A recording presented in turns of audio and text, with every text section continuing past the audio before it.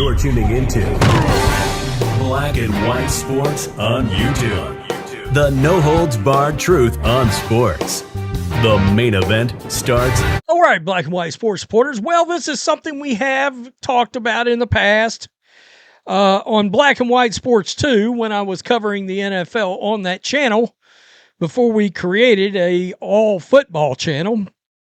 And that is a potential flying of the coop of the Kansas City Chiefs out of Missouri into Kansas? ?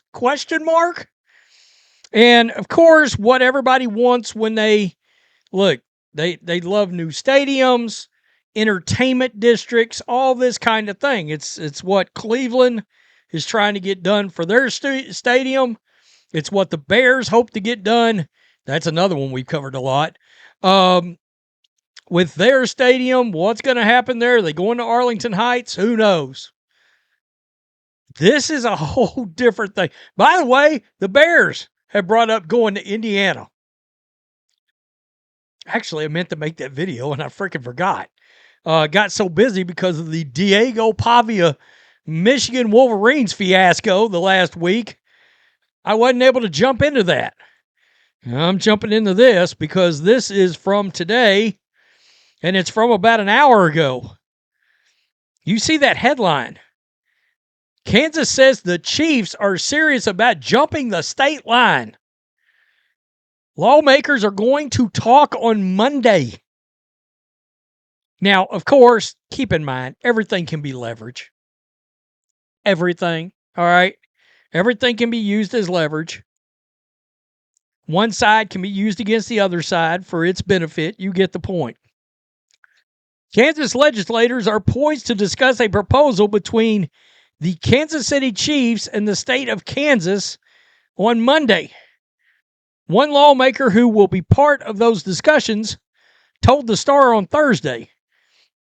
But the state's Commerce Department, in a separate statement later Thursday, emphasized that while it's, quote, aggressively pursuing a new Chiefs stadium in Kansas, the state has not reached a deal with the team for a move across the state line. The leaders at the Chiefs' current home, Jackson County and Kansas City, Missouri, expressed confidence that they can prevent such a move and remain in conversations with the team about renovating Gia Field. I hate these sponsorship names. Renovate Arrowhead Stadium there. The flurry of comments has raised the stakes of Monday's Kansas Legislative Coordinating Council, or the LCC, meeting, which is expected to center on Kansas Supercharged Bonding Program, also known as Star Bonds, designed to lure the Chiefs and the Kansas City Royals across the state line. Yeah, that's the other one. They're trying to get the Royals over there, too. Top Kansas lawmakers have previously said they would not entertain a stadium deal after the end of the year, despite the fact that Star Bonds programs was renewed until June 2026. The Royals will not be discussed during the meeting, two LCC members told the Star. But a spokesperson for the Senate President Ty Masterson, a Republican who chairs the council, said he believes the Royals are fully committed to Kansas. What? Therefore, they have met the state's end-of-year deadline. The Chiefs and Royals are both declined to comment for this story, but have consistently expressed their intent to explore options in both states since Jackson County voters rejected the 3/8 cent sales tax extension in April 2024. That's right. They went up, they put it to a vote in Jackson County, and the taxpayers there said, nah, we're not going to help renovate that stadium. Forget it. Now, what happens if the stadium, what does that do to the infrastructure of that, of that county, the jobs in that county? That's just one thing to think about there, right? That's one of the benefits. Not to mention, if they were to renovate it, maybe they could get other things outside of, just football. Now, I don't know, and maybe we'll find out. I would assume they're looking or hoping for a dome stadium.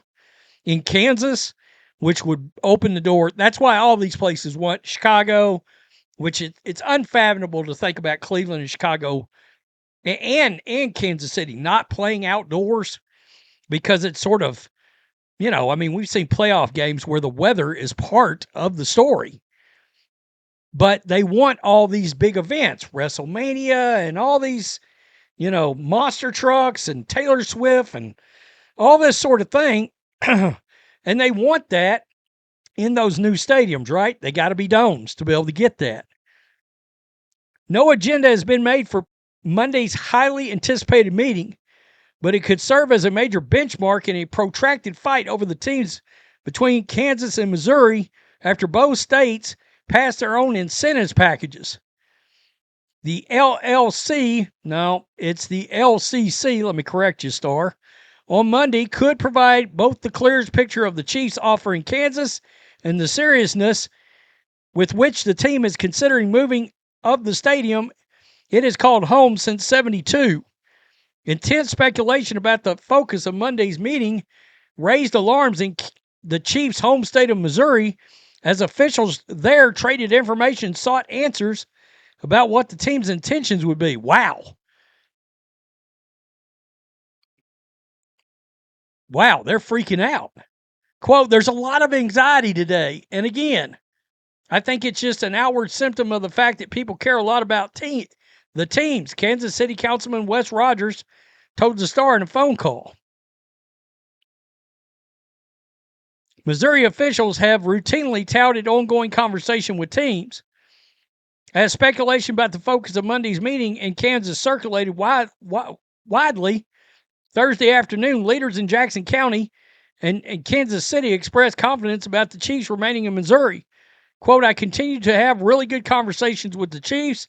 I am confident they enjoy being in Jackson County and they'd like to stay in Jackson County. Yeah, but what if the residents, if the residents don't care enough to have them stay?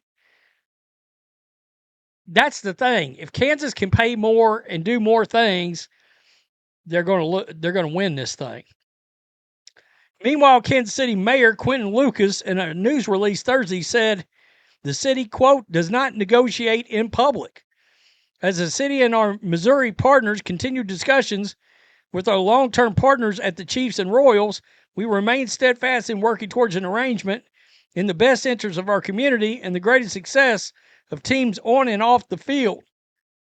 A spokesperson for Missouri Governor Mike Kehoe, a Republican, also pointed to regular conversations with team leaders in the statement to the Star on Thursday. He believes Missouri is the best home for both teams and continues working with the teams to make the right decision to grow and invest in the Show Me State, said spokesperson Gabby Picard.